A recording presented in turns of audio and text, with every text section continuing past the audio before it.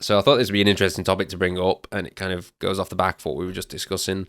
What does that mean to you? What is humanistic UX or UI culture?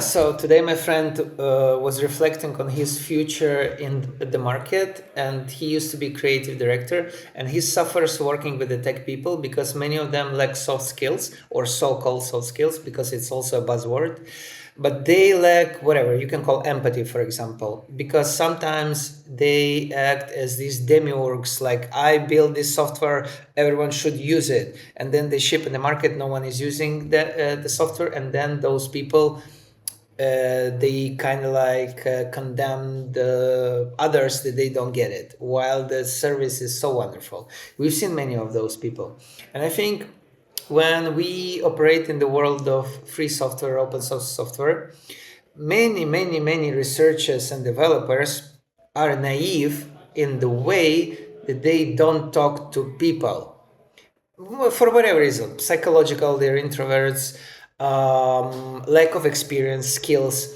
And I think that in order to kind of progress more practically, we as the industry lack so-called customer development or a human development when we go and talk with people in the need of, let's say, privacy. One example is here, for example, when I used to work in NIM and we were doing service of our community, above 90% of people were answering, I'm too small for the government to spy on me. And they're right. Like, there's no point of government, to spy on like whatever user XYZ on Discord. I mean, they will spy, but there will be no consequences on that spying. That's the reality. And then when you stop patronizing people with your high level definition of privacy or idealistic privacy, you come and asking like, tell me what kind of life do you live online?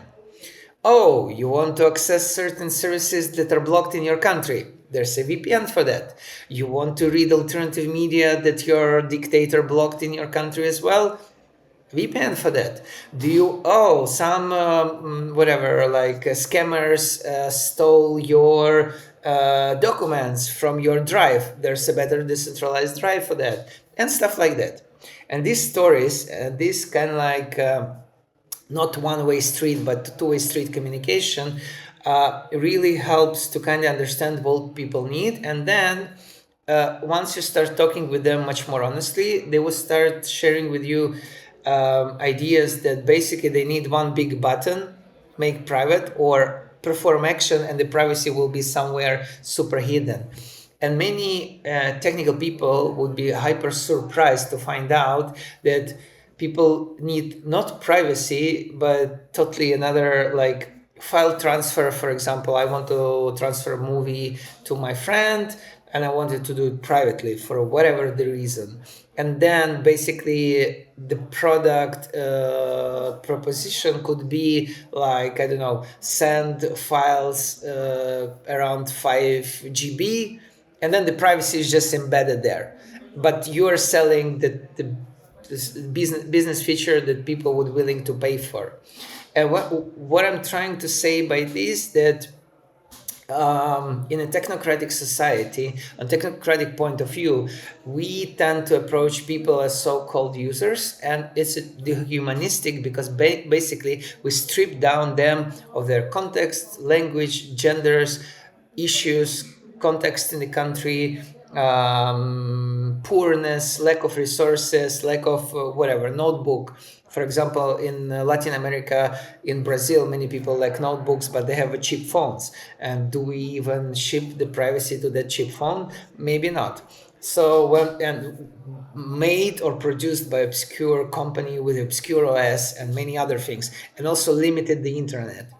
And I think that humanistic approach to product building and to interaction of people with the services helps us to be more humble and to really start caring about others and not just for yourself and for our ego.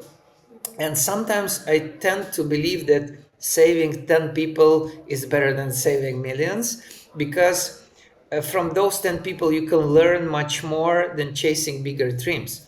And I've seen stories from, I won't stop mentioning, like in NIM, we used to have and still have Daniel, who's the head of Latam, a wonderful person who was a hacktivist hacktivist at the start of 15M movement in Madrid when they occupied Plaza del Sol, and it was a predecessor to all the Occupy Wall Street and other public movements, and it led to Podemos party in Spain, 20 million or something votes, like a big change societal. And this person, he's from different generation of privacy builders, and he is just a nice, extremely nice human being. He wants to help others, and he has many stories when he is bringing privacy to favelas on one notebook, when kids could learn crypto through privacy, and maybe look at the privacy from the lens of education, a potential way of going to university, get a profession, start to make money, but through the lens of whatever, running a mixed node or starting to buy crypto or use private features. On the other hand, he is teaching people to run mixed node and start to make money on education. So really linking a specific context of your life with specific feature of the product ecosystem itself.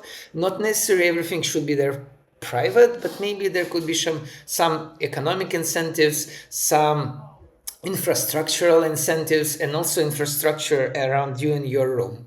And I think this type of human stories enrich the way we look at the world as really complex, not that linear, not that simplified, not black and white.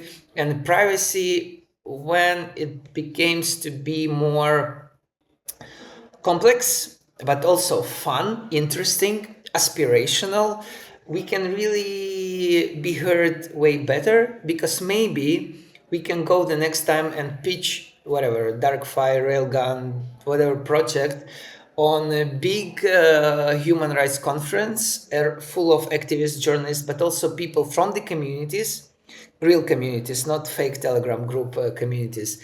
When people would be like, how can I use these tools now? And you will go, okay, Zcash, shielded transactions, that's example. If you want to send, for example, browsing without noise in advertisement, crypto native, Brave browser, although we can debate if it's crypto or not, decentralized or not, but it's all right that we have those tools as well, alternatives.